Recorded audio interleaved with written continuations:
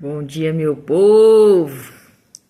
Quarta-feira, 30 de abril, já é o último mês, último dia do mês. Mais um mês, mais um ciclo que se fecha e outro se inicia na manhã, né? Tomar aqui um gole de café.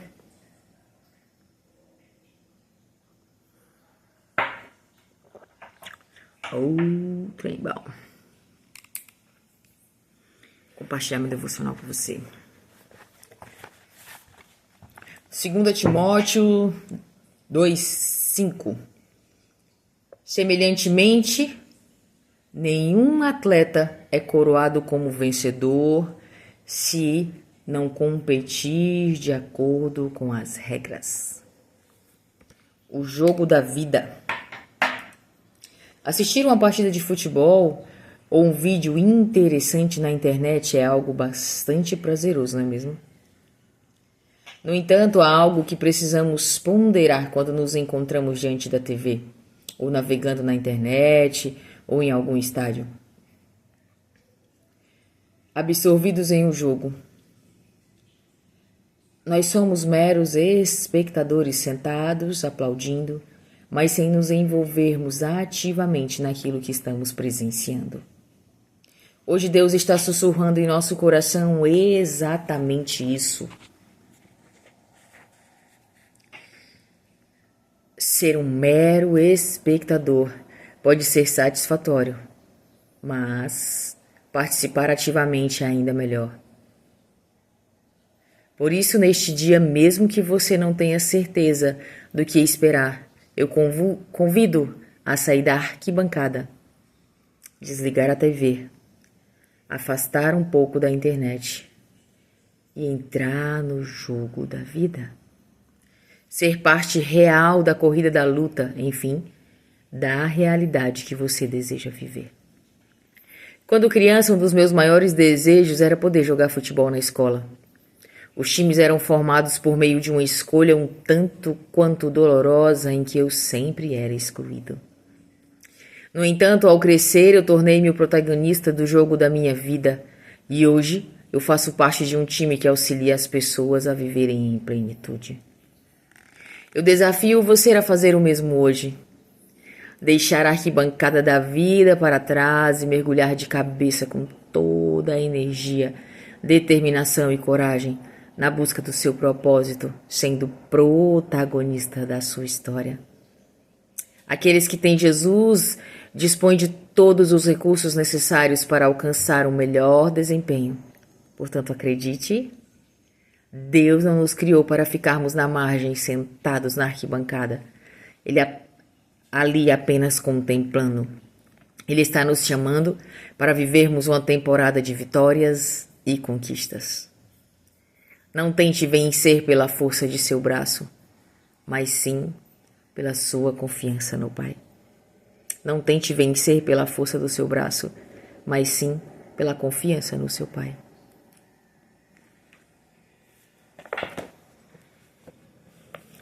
Hoje a gente leu 2 Timóteo. 2 Timóteo é uma carta que Paulo escreveu, né? Ela é diferente das epístolas que ele fez para as igrejas.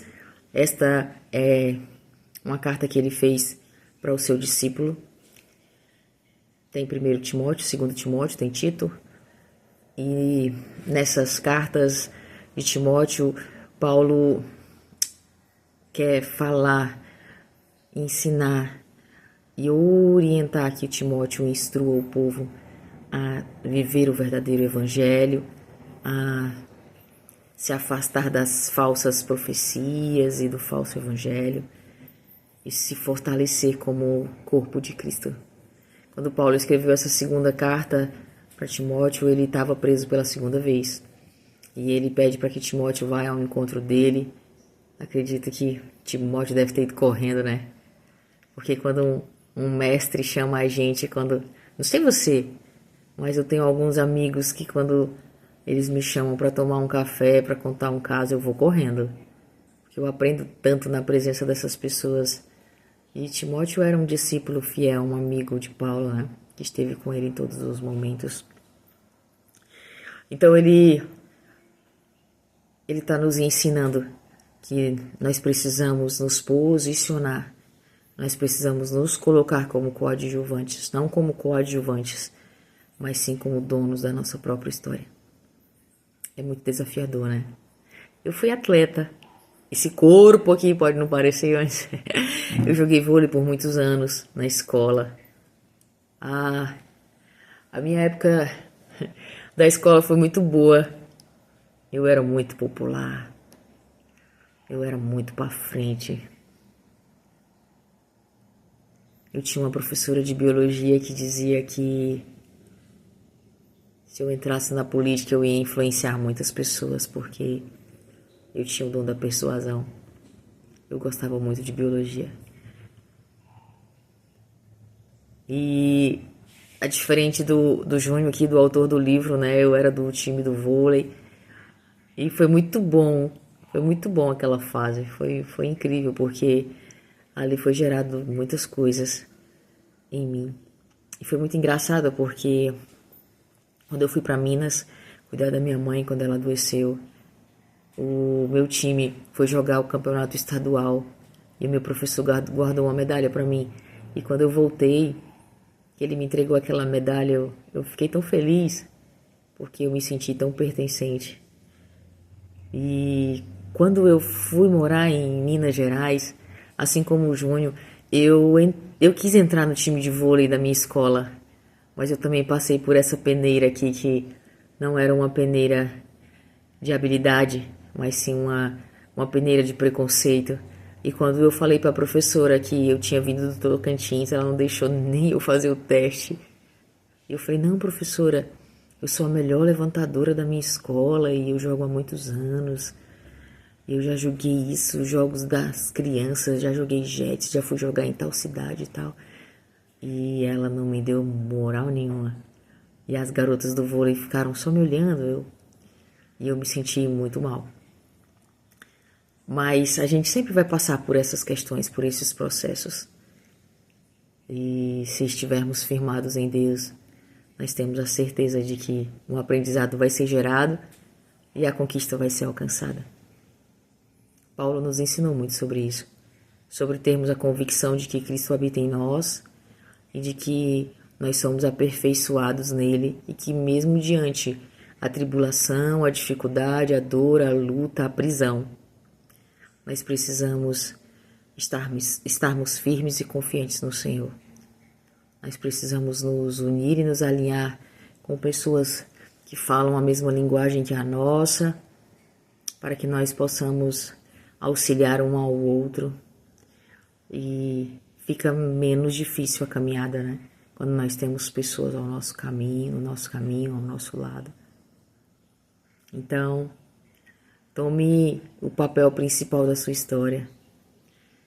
Para de ficar colocando culpa nas pessoas pelos seus erros, pelas suas escolhas, pelas suas decisões. Que nesse dia de hoje você se posicione neste lugar de não de ficar, como diz aqui no texto, né? Não de ficar ali na arquibancada torcendo, vibrando, esperando as coisas caírem do céu. Ei, não caem, não caem. O Senhor, Ele nos dá estratégias, características, Ele nos aperfeiçoa, mas o processo de ação é nosso, é meu e seu. Nós precisamos agir, nós precisamos estarmos em movimento para que as coisas aconteçam. Abre mão dessa religiosidade, abre mão desse vitimismo. Seja dono, seja escritor da sua história junto com Deus. Avance. Não procrastine, não murmure, não reclame. Mas tenha os seus olhos voltados para o Pai. Se conecte com Ele. Fica tão mais harmonioso e tão mais leve o nosso dia, sabe? Eu levei um tombo na rua ontem. Meu joelho tá inchado. Gente do céu, eu caí feito uma jaca assim podre no chão. Vlap. Meu Deus. E eu fiquei refletindo comecei a chorar, comecei a sorrir, foi uma mistura de coisa. Eu falei, gente do céu, como é que pode, né? E eu caí quase no meio da rua, assim. Só que Deus é tão bom que eu trupiquei no começo da rua, que se eu tivesse caído no meio da rua, o carro tinha me pegado, porque eu fui correr para alcançar a faixa de pedestre na porta do meu trabalho. Meu Deus, os pais das crianças tudo olhando lá. Ai, Jesus! Aí depois eu fiquei refletindo. Gente, a gente precisa tanto viver o agora, o hoje, porque o Senhor cuidou tão de mim ali naquele momento, porque pelo meu excesso de peso, né? Uma queda da própria altura.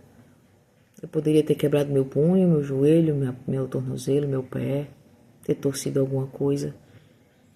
E a rotina do meu dia seria totalmente diferente. Foi porque foi difícil dar banho nas crianças com a mão assim.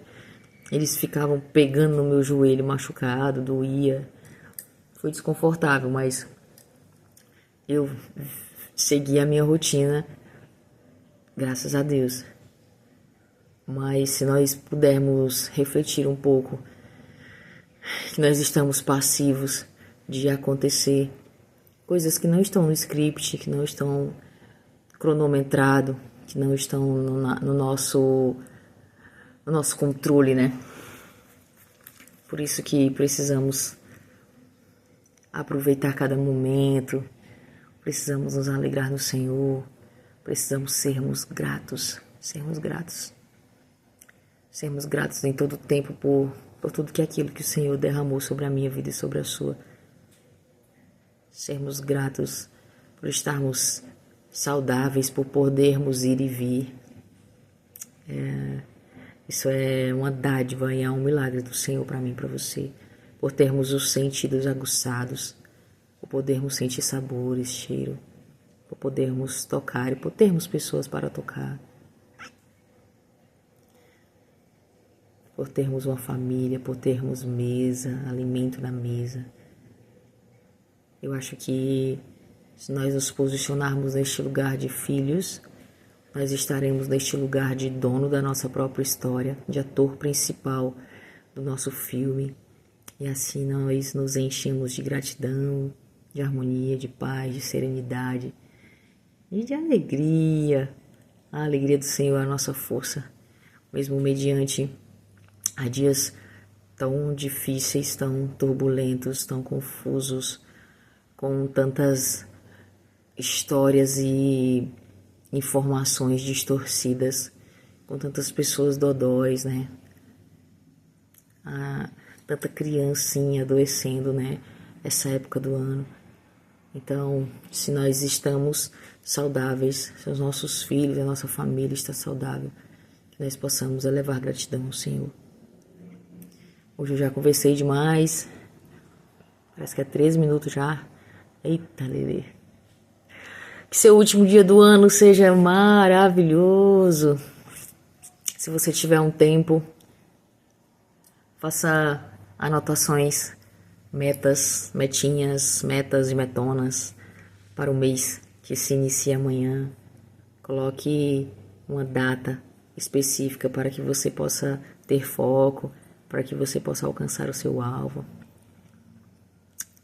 Dê recompensas a você por pequenas conquistas e pelas grandes também.